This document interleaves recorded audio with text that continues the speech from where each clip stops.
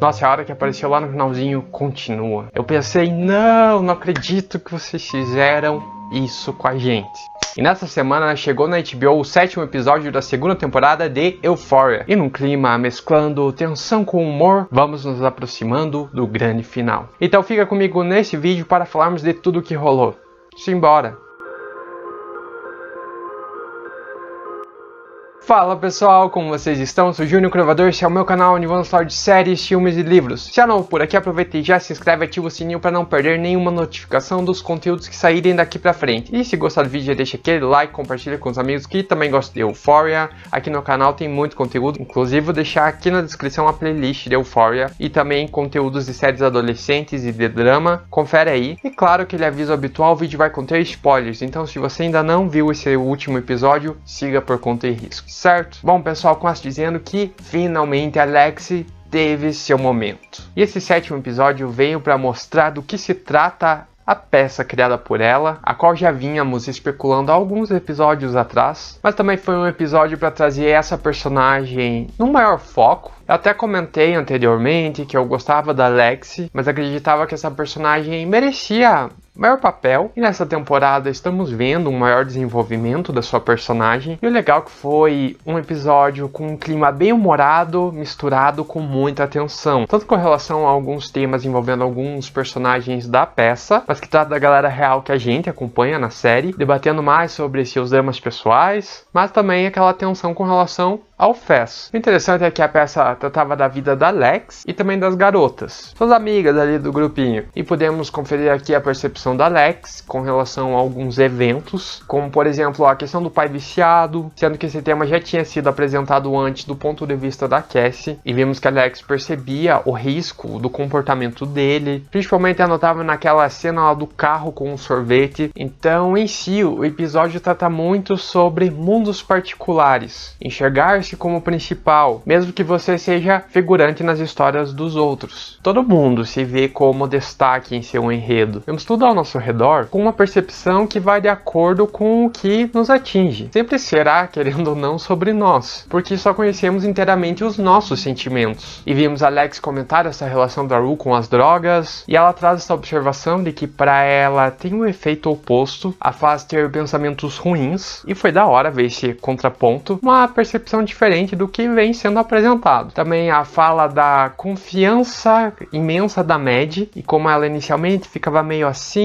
e há uma associação com a própria insegurança da Alex. Então foi basicamente um episódio de aprofundamento, uma revisão dos personagens, tanto para nós que estamos assistindo, para entender melhor como funciona essa dinâmica das suas relações, mas também é um retrospecto da Alex e da sua vida representada pela peça e dos demais personagens, ao refletirem sobre eles próprios, ao se enxergarem ali. E o bacana é que eles misturam a todo momento a peça com a realidade, intercalando as cenas muito bem feito. E gente, falando em produção bem feita, que foi aqueles cenários, efeitos da peça, nem imagino quanto de orçamento liberaram para ela fazer o seu showzinho. Imagine se na época da minha escola fosse assim, da hora. E mais uma coisa, apesar da peça estar muito boa, muito divertida, se pararmos pra pensar, Alexi usou das histórias da galera e sem falar pra ninguém. Tudo bem que ela trocou os nomes, mas o pessoal ali da escola certeza que vai associar. E nesse sentido achei meio foda da parte dela, porque tinham coisas que era pra ficar entre eles. Enfim, dá pra entender se algum deles ficar meio puto. Mas no geral a maioria tava gostando. A Rue, a Jules, a Mad riu em alguns momentos, mesmo no início ter aquela surpresinha inicial, se ver representada no palco. E, gente, adorei os comentários da mãe da Alex enquanto assistia. E demais com ela. Ficava ali, olá, sou eu.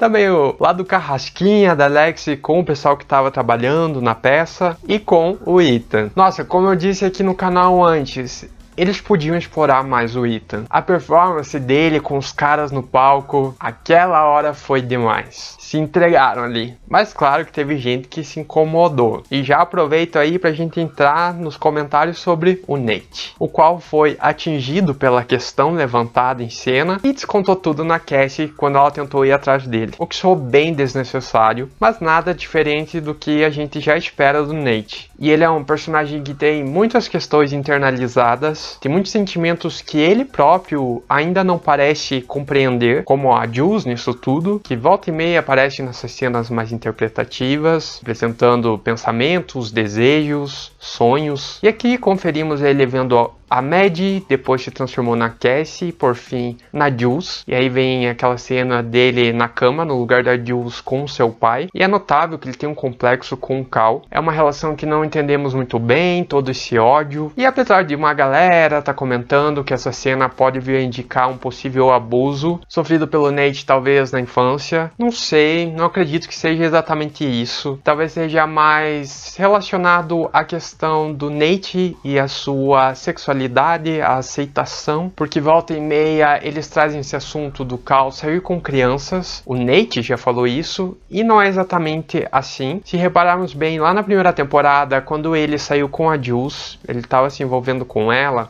era menor de idade, mas antes de fazer qualquer coisa ele perguntou: quantos anos você tem? E ela mentiu. Tudo bem que ele podia desconfiar que era uma mentira, e também a questão dele ter gravado sem a permissão, que foi muito errado, mas não sei, acredito que talvez aqui na série eles não estejam querendo enquadrar o Cal nesse perfil de que sai com adolescentes, com menores de idade, apesar de rumores serem levantados por outros personagens. Enfim, vamos ter que aguardar para compreender melhor tudo isso. Eu espero que eles expliquem mais a fundo, talvez até tragam um episódio mais focado no Nate, nessa relação com o pai, que é um ponto que nós estamos assim, há tempos, só na expectativa. Bom, e agora vamos comentar da Maddie e da Cassie. Primeiramente, podemos ver alguns pontos que estavam meio soltos para nós, como a continuação da briga delas após a Maddie descobrir toda a verdade, e depois que a Cassie correu pro banheiro e se trancou, a Maddie foi atrás, tentou conversar para compreender a situação, mas a Cassie não quis responder. Então é notável uma preocupação da parte da Maddie. Eu fiquei com pena dela. Como comentei anteriormente, ela questionou a patroa lá no episódio anterior com relação àquela amizade do passado, se ela tinha perdoado ou não, e se isso era um indicativo da Maddie estar pensando em perdoar a Cassie. E aqui meio que confirma isso, porque ela estava tentando deixar a amiga se explicar, mas não rolou.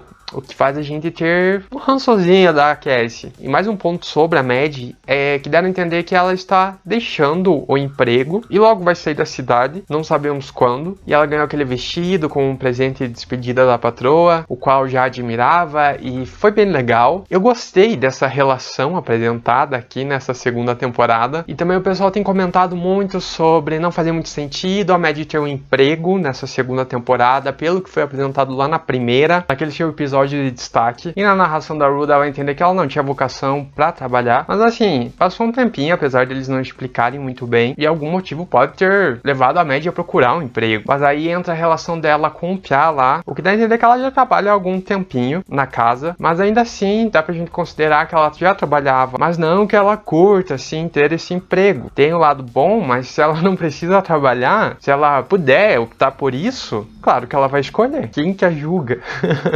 Não é verdade? Mas independente se foi furo ou não da série, é óbvio que toda essa parte do trabalho dela funciona como uma forma de humanizar a Maddie, trazer um lado mais acolhedor dela. Eu, por exemplo, passei a gostar mais dela depois de vê-la interagindo com a criança, com a mãe, nessa amizade mais madura do que com as amigas. Mostra uma Maddie mais adulta, mais evoluída, mais coerente, mais tranquila em si. E já a Cassie, vimos ela assumindo o papel da Maddie, até o visual virou uma cópia.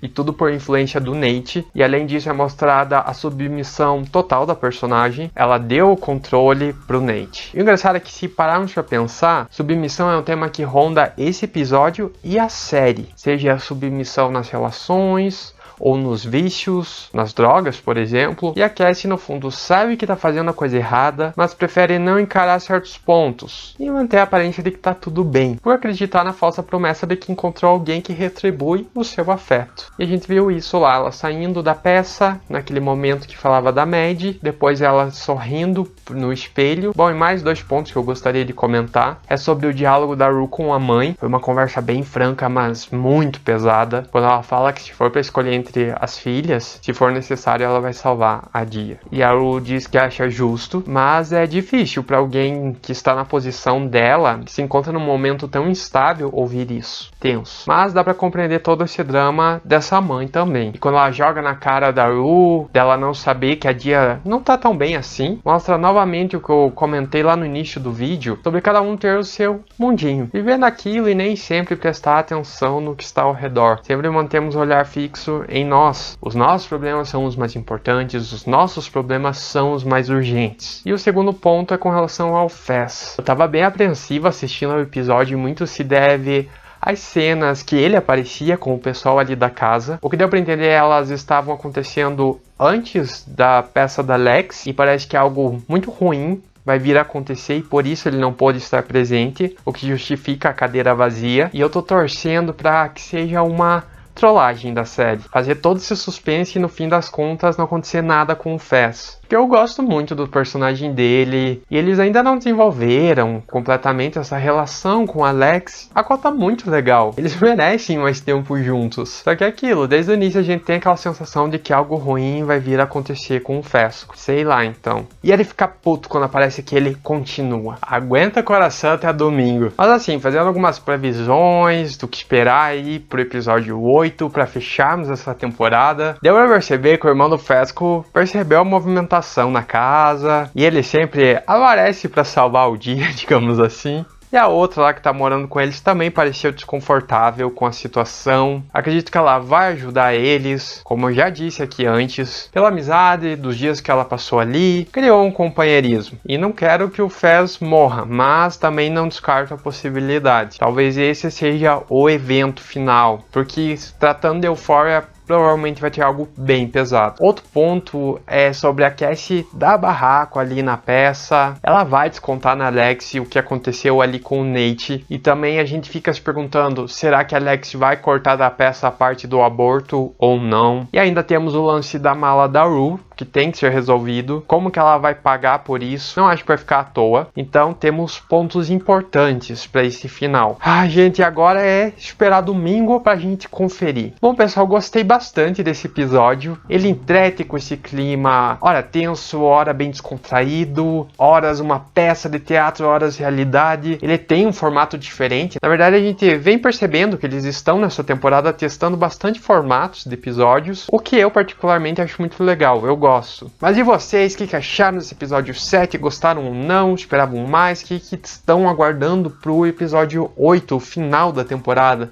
Comente.